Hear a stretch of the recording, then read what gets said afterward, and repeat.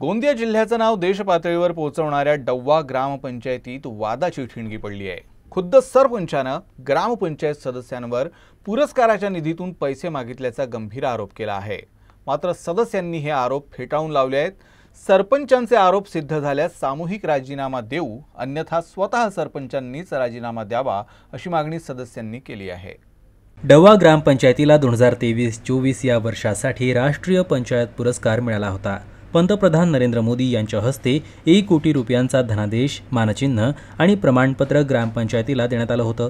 याआधी सुद्धा माझी वसुंधरा अभियानांतर्गत 50 लाख रुपयांचा पुरस्कार ग्रामपंचायतीला मिळाला होता। मात्र सरपंच योगेश्वरी चौधरी यांनी या निधीचा वापर करताना सदस्यांना विश्वासात न घेता स्वतःच्या निर्णयानं निधी खर्च केल्याचा आरोप सदस्यांनी केलाय। यावरून 8 सदस्यांनी सरपंचाविरोधात अविश्वास ठराव आणण्यासाठी विशेष ग्रामसभा बोलावली।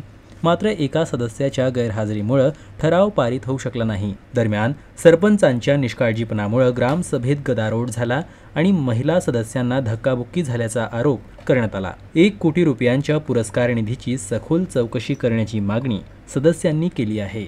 मी ग्रामपंचायत सदस्य आहे सर। ग्रामपंचायतमध्ये समजा कोणता जर मी मुद्दा उचलायला गेलो तर मॅडम माझ्यासोबत वादविवाद करायच्या आणि वाउचर जर मागितला सर मी जेव्हा तेव्हा कधीच आम्हाला वाउचर दाखवण्यात आले नाही। ग्रामपंचायतच्या प्रोसिडिंगनुसार जो होता आपला राहते कॅशबुक वाउचर मागितले सर, वाउचर कधीच आम्हाला दाखवण्यात आले नाही।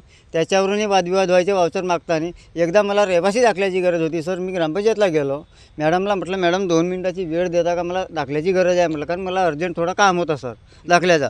तर मॅडमनी मला अरेआवीची भाषा वापरली। माझ्यासोबत काही 2-3 लोक पण होते, गावचेच लोक होते, चांगले कार्यकर्ते होते सर, म्हणजे सामाजिक कार्यकर्ते होते।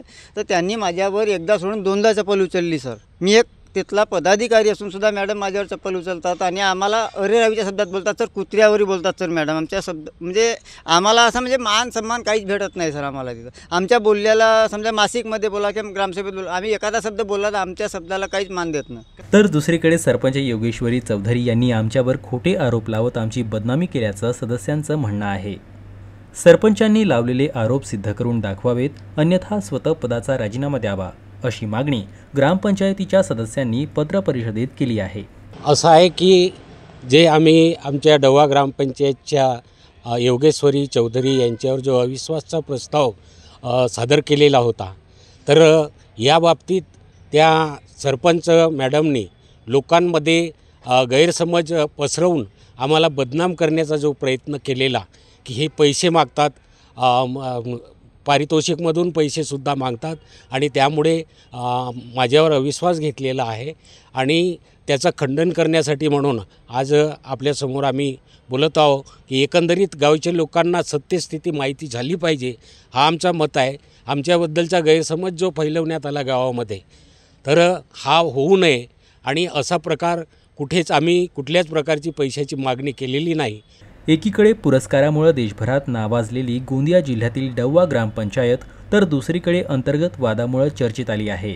आता प्रशासन काय भूमिका घेतं आणि नेमकं सत्य काय उघड होतं याकडे सगळ्यांचं लक्ष लागलं आहे।